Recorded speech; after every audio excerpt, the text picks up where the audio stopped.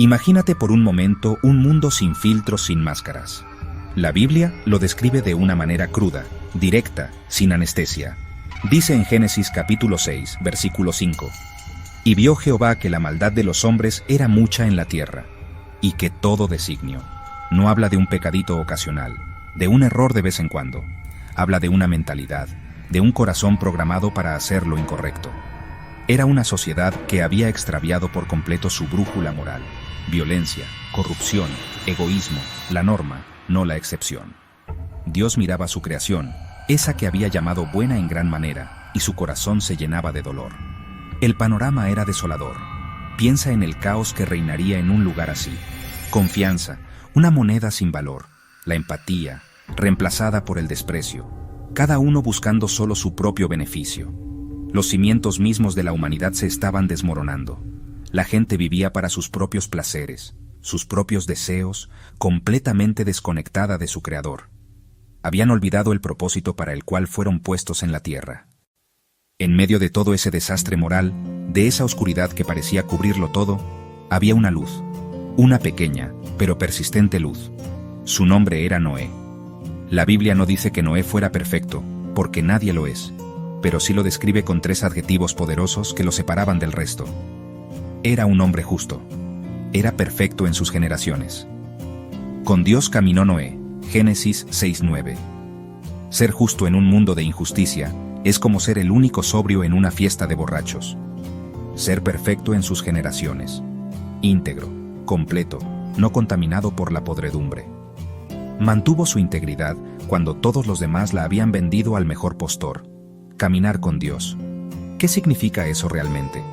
No es solo ir a la iglesia los domingos o leer un versículo de vez en cuando. Implica intimidad, comunicación constante y compartir el mismo rumbo.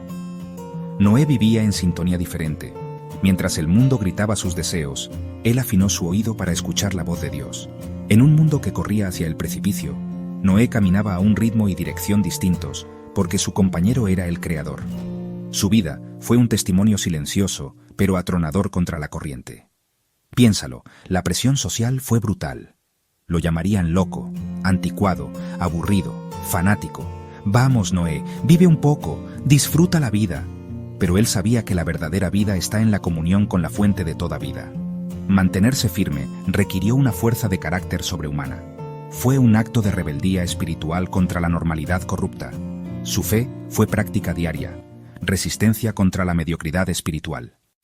Un día, en medio de esa caminata diaria con Dios, Noé recibió la instrucción más extraña y monumental de la historia.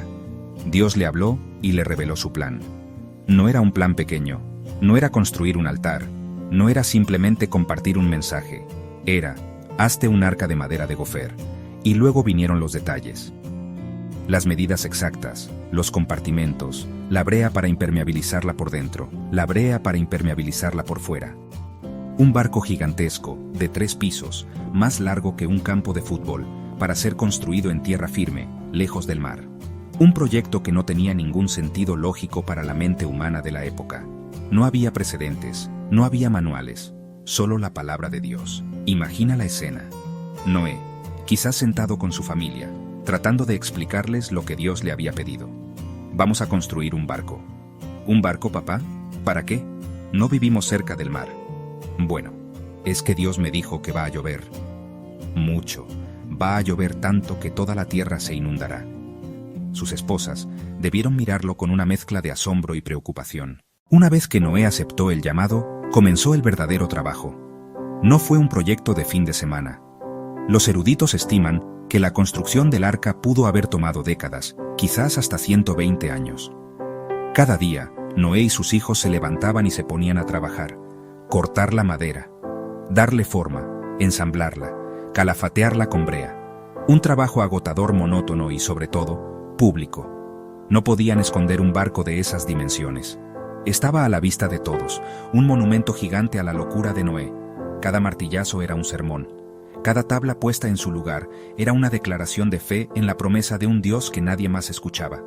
La burla debió ser incesante. Imagina a los vecinos pasando por allí. Ahí está el viejo Noé con su zoológico flotante. Oye, Noé, ¿esperas una llovizna? Las risas, los chistes. El desprecio constante. Durante años y años, Noé no solo tuvo que luchar contra el cansancio físico, sino también contra el agotamiento emocional de ser el hazmerreír de toda una sociedad. Su perseverancia no se basaba en la aprobación de la gente, sino en la convicción de su llamado.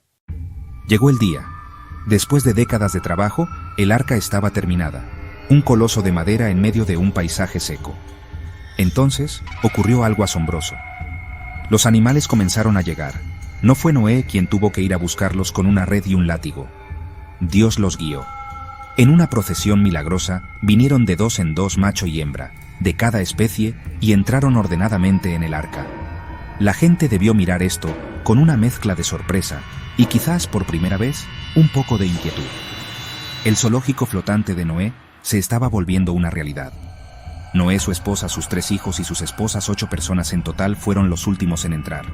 Y entonces sucede uno de los versículos más impactantes y solemnes de toda la Escritura. Génesis 7:16 dice: Y Jehová le cerró la puerta. No fue Noé quien cerró la puerta desde adentro. Fue Dios quien la cerró desde afuera. Ese acto divino marcó un punto de no retorno. La oportunidad para el arrepentimiento había terminado.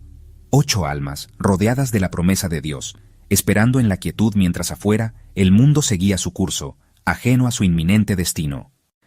Al 7º día el cielo cambió. La primera gota cayó, luego otra, y otra más. Pronto no eran solo gotas. Fueron rotas las fuentes del grande abismo, y las cataratas de los cielos fueron abiertas. Génesis capítulo 7, versículo 11. No fue una simple lluvia, fue un cataclismo. El agua brotaba desde abajo, y caía desde arriba. El mundo que Noé conocía comenzó a desaparecer bajo un torrente implacable.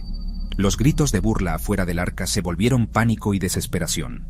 El arca, objeto de ridículo, de repente comenzó a hacer lo que fue diseñada para hacer. Comenzó a flotar. Se elevó sobre las aguas crecientes, un refugio seguro en medio de la destrucción total. Durante 40 días y 40 noches, la tormenta rugió. Imagina el estruendo constante, el balanceo del arca, la oscuridad solo interrumpida por relámpagos. Dentro, 8 personas y un sinfín de animales estaban a merced de Dios. No había timón, ni velas. El arca simplemente flotaba, guiada por la mano invisible que ordenó la tormenta. Su única tarea era confiar. Después de muchos meses, las aguas comenzaron a bajar. El arca finalmente se posó sobre las montañas de Ararat. Pero Noé no se apresuró a salir. Esperó. Envió un cuervo, luego una paloma.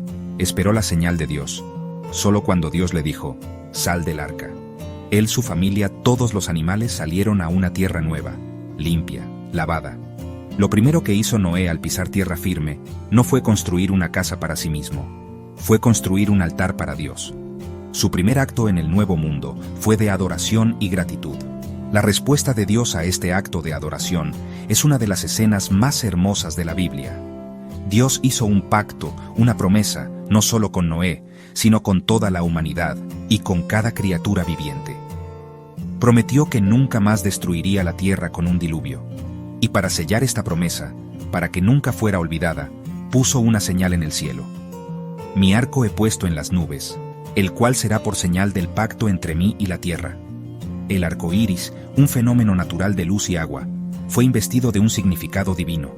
Se convirtió en un recordatorio perpetuo de la misericordia y la fidelidad de Dios. La historia de Noé no es un cuento infantil sobre animales en un barco. Es una historia para adultos, cargada de lecciones profundas para nuestra vida hoy, en pleno siglo XXI. La primera gran lección es la importancia de la integridad en un mundo corrupto. Vivimos en una sociedad que, en muchos aspectos, se parece a la de los días de Noé. Relativismo moral, el egoísmo desenfrenado, la cultura de si se siente bien. Hazlo. Ser un Noé hoy significa atreverse a ser diferente, a tener convicciones firmes basadas en la palabra de Dios y no en las opiniones cambiantes de la cultura. Significa caminar con Dios cuando todos los demás corren en la dirección opuesta, sabiendo que la popularidad es temporal, pero la justicia es eterna. La segunda lección crucial es la obediencia radical. La fe de Noé no fue pasiva, fue una fe activa, una fe que construía. Construir tu arca personal, ya sea tu matrimonio, tu carrera, tus finanzas o tu carácter, sobre los planos de Dios, aunque parezca una locura para los demás, es la única garantía de que flotará cuando llegue la tormenta. Si este mensaje te ha inspirado, si te ha hecho reflexionar, no te lo guardes. Compártelo con alguien que necesite escuchar una palabra de esperanza. Y por supuesto, no olvides suscribirte a este canal y darle like al video. Que Dios te bendiga.